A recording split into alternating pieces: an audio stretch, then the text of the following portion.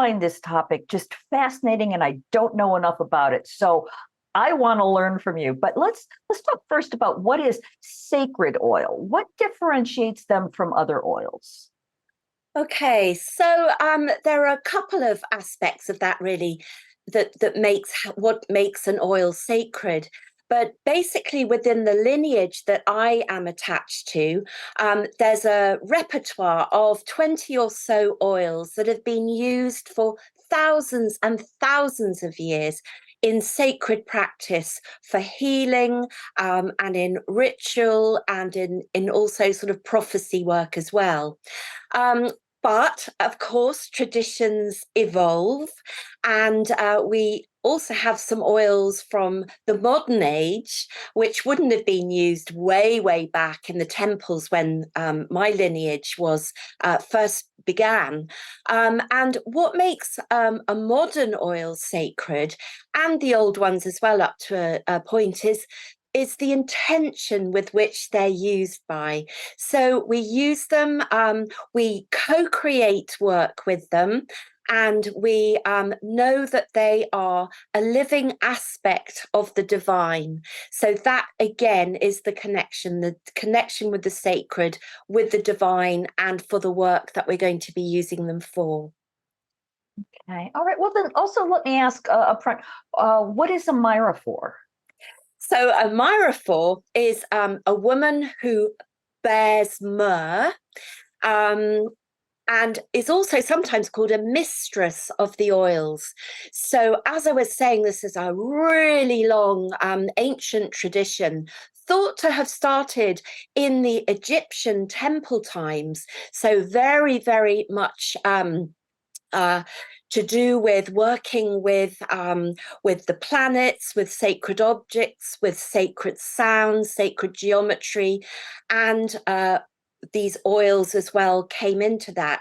Of course, those times oils were used not only for healing, but for mummification as well. And interestingly, as we're talking about beyond the veil, there was certainly a link between using certain oils to help those cross the sacred threshold.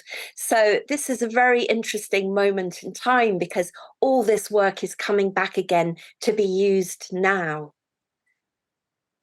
Yeah, that's so fascinating. I want to dive into that, but I want to ask before we get any further, because I think people will have this question: do they have to be oils? Like, for example, I have myrrh powder and frankincense resin that I use to burn as incense, but I've also got frankincense oil. Is there a difference between those?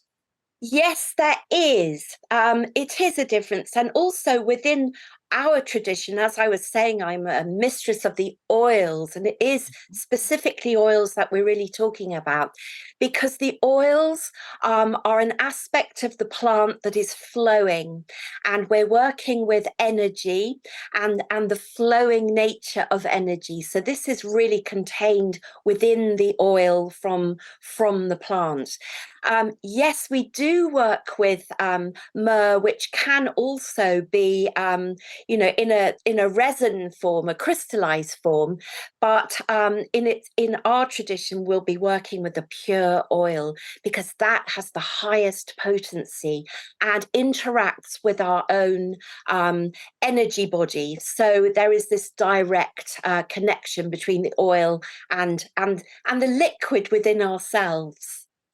Okay, I'm glad I asked. Thank you for that. So then moving forward, how do the sacred oils actually affect and shift our consciousness? What's the mechanism here?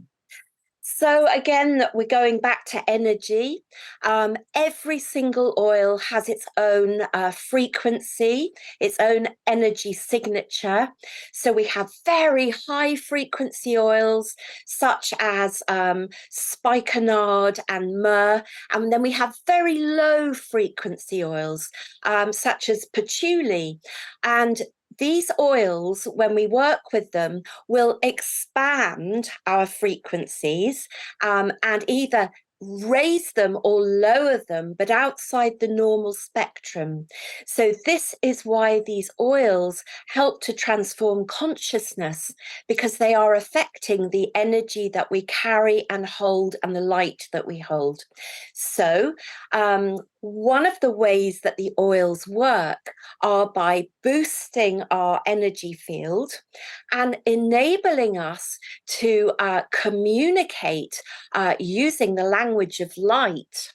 And this is where working beyond the veil, which is a large part of the work that I'm trained to do and do offer, is partly that the language of light is this universal form of communication, really purely energy based, and it enables us to talk with those beyond the veil while we are still this side of the threshold. Okay, all right. You mentioned spikenard. I believe it's also called jatamansi. Is that correct? Yes, that's right. That would be its botanical name. But within, again, my tradition, which is linked back to the Mary Magdalene tradition, spikenard is probably the most famous of all the sacred oils. It's the one that she is said to have used with anointing Jeshua at the Last Supper before the crucifixion. And she will have used that as part of her sacred practice to prepare him for what was coming the next day, for transition. And the spikenard will work on the energy field of the person who is at end of life to enable them to effortlessly step out of their physical body and cross the sacred threshold. So this was such a perfect sacred oil to be working with prior to death, prior to the crucifixion. And we still use that oil with people who are at end of life to make sure that they have an easy crossing, that they are able to just release worries, tensions, fears, and go across the threshold.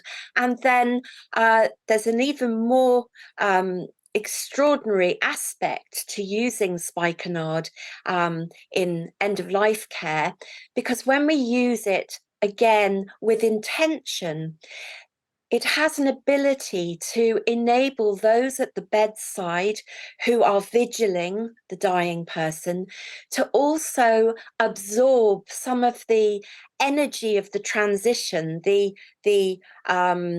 ecstatic energy that happens as we release from our physical body. It enables those at the bedside to feel that as well. And in feeling that, it is said to give them a glimpse of paradise, and that enables them to lessen their fear of death and to know that they have not lost their connection with their loved one who is at end of life. So there's a lot bound up with this particular oil, spikenard, and it is such a beautiful oil to work with. Mm-hmm. Yeah, it sounds like what you're talking about is what William Peters calls a shared death experience, where you're generally at the bedside of a loved one, but it can happen elsewhere, and you sort of go along for the ride a little bit across the veil, and then you end up coming back. So you're saying that the scent of spikenard can actually help that to happen. Am I understanding correctly? Yes, it's not exactly the scent of it. It is just the frequency of it.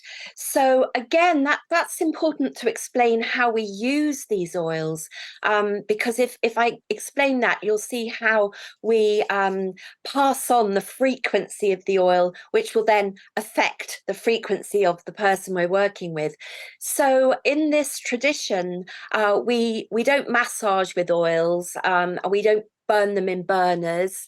But what we do is we prepare to use the sacred oil by clearing ourselves and by going into meditation and asking that we become pure, empty vessels, to then enable the frequency of the oil to come in through us and out through our hands.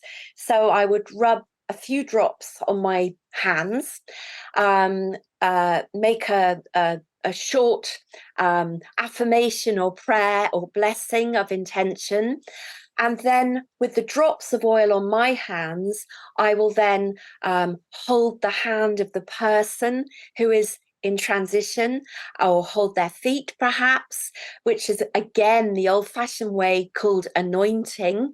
And I may also hold the hands of the people around the bed, the family, and that will be transmitting the frequency of the oil to them.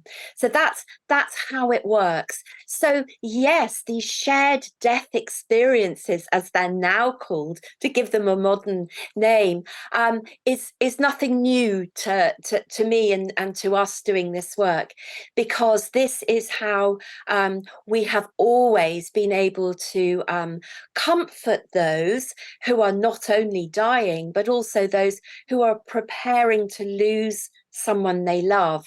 And that's a very sacred aspect of my work as a soul midwife. So this oil is a wonderful tool for me to be using in that work.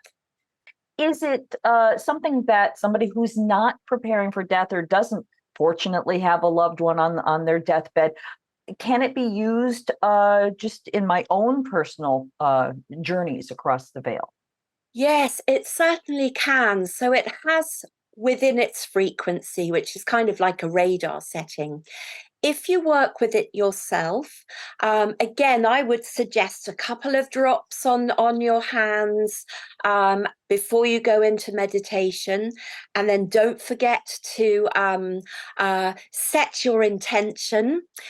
So whatever that might be, but spikenard has this real affinity with helping us to straddle two worlds, to have one step on this side of the threshold and another step on the other side. So your intention may be, for instance, to reconnect with a loved one who has crossed over, and you would put a little bit on your hands. You would set the intention of being able to connect with them. And then 2 extra little tips here. If you want to see something that you feel has been hidden from plain sight, you want to see the truth of something, maybe this is hypothetical, but maybe your loved one had a death. There was an aspect that puzzled you slightly. You weren't quite sure of a detail. If you want to see with clarity what actually happened, you would put a little bit of that spikenard on the third eye. And that would help you tune in to retrieve that knowledge and that connection. Or if you wanted to understand why something happened, again, something you haven't really understood at heart level, then you would put a little bit of the spikenard and literally rub it on the heart chakra. And the sacred oils are master teachers. They are master teachers of divine consciousness. So one of the key things that we can do when we work with a sacred oil is to ask questions. And they are brilliant at replying. And you will hear what they're saying. This again goes back to using the language of light. So if you ask your question, and typically there are 2 questions good to ask them. What do I need to release?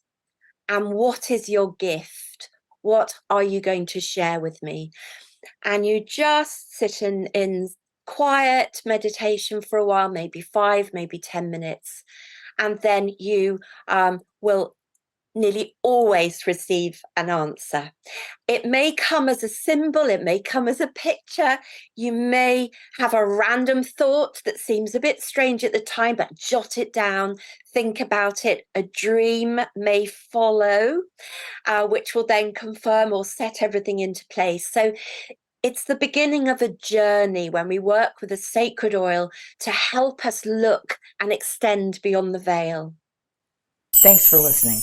Check out Castle Gate, a novel based on my own ancestral healing journey, at lisabonis.com. In 1921, 4 men set off from Scotland to the United States. Will Garrock, his brother Pete, his son Willie, and his nephew Thomas, all coal miners. They left behind the miners' rows and the nationwide mining strike with its soup kitchens. Their destination was Castlegate, Utah, where they had kin to welcome them before sending for their wives and children. They prospered in America, working in one of the finest mines in Utah. Until that tragic day, March 8th, 1924. Disaster struck. 3 explosions, trapping 171 men inside. Rescue crews worked tirelessly for days, but sadly, they could not save a soul. Women were widowed and children were orphaned, and some never recovered from their broken hearts. Castlegate is the true and tragic saga of a Scottish family whose dreams of finding their fortunes in the bountiful coal mines of Castlegate, Utah during the Prohibition era explode in one of the most devastating mine disasters in American history. Learn more at lisabonnes.com.